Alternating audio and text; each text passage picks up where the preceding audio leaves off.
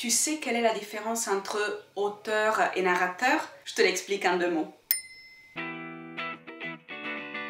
Bonjour à tous et bienvenue, je suis ravie de vous retrouver, je m'appelle Manuela et je suis italienne. Alors, à partir d'aujourd'hui, ma chaîne a une nouvelle playlist. En fait, je vais créer des vidéos comme celle-ci, comme celle d'aujourd'hui, dans lesquelles je vais vous donner quelques clés de lecture, quelques outils qui sont importants pour moi pour vraiment mieux comprendre les livres, pour mieux les interpréter, pour pouvoir aller au-delà du premier niveau d'interprétation d'un texte et pour pouvoir se forger une opinion. Il s'agit bien sûr de connaissances qu'on peut acquérir à l'école ou à l'université, notamment si on fait des études littéraires, mais il y a aussi d'autres manières d'acquérir ces connaissances si on ne les a pas acquises justement à l'école ou à la fac, par exemple à travers l'expérience de lecture même, ou en se formant de manière autonome, ou encore bien sûr à travers des contenus qu'on peut trouver sur internet, comme par exemple cette vidéo bien sûr. Donc voilà, je vous ai dit tout ça parce que c'était important pour moi de vous expliquer pourquoi j'ai eu l'idée de créer cette nouvelle playlist et pourquoi ça me paraît important. Cela dit, on va commencer tout de suite avec le premier sujet. Aujourd'hui on parle de la différence entre auteur et narrateur.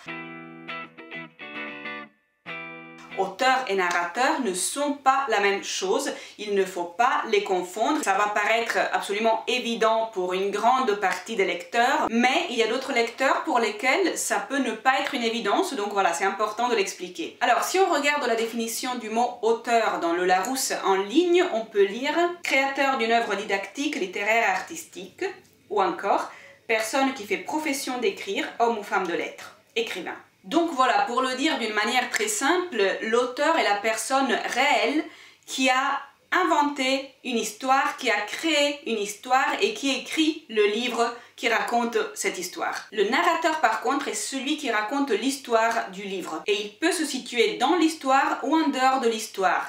Voilà, en général on peut dire qu'il y a identification entre auteur et narrateur uniquement dans les livres autobiographiques. Mais il y a une précision à faire même par rapport à ça parce que j'ai lu un article et ça me paraît un point de vue intéressant qui disait que à partir du moment où on écrit son histoire, il y a toujours une partie de fiction qui vient s'ajouter et donc même dans un livre autobiographique, le narrateur ne correspond jamais à 100% à l'auteur. Bon, ça se discute, hein, mais c'est une position voilà, qui m'a paru intéressante dans un article que j'ai lu. Tout ça pour dire que l'auteur est la personne réelle qui écrit une histoire, le narrateur est celui qui dans la fiction du livre raconte cette histoire et il peut se situer à l'intérieur de l'histoire et la raconter par exemple à la première personne ou alors être à l'extérieur et dans ce cas-là il ne participe pas à l'action. Donc voilà pourquoi c'est hyper important de ne pas confondre auteur et narrateur. Ça permet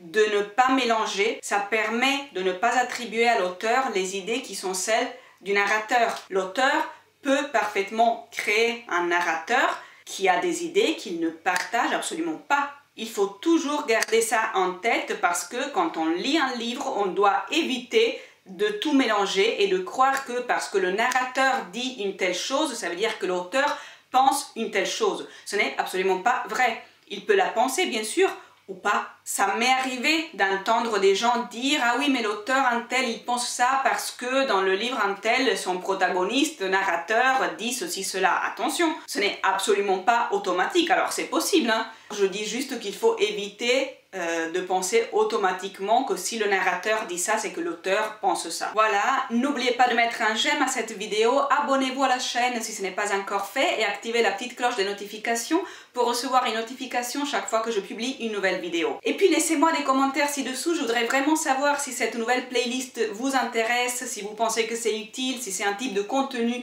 qui peuvent vous plaire, qui peuvent vous intéresser. Donc voilà, écrivez-moi ci-dessous. On se retrouve très vite avec la prochaine vidéo. Bisous.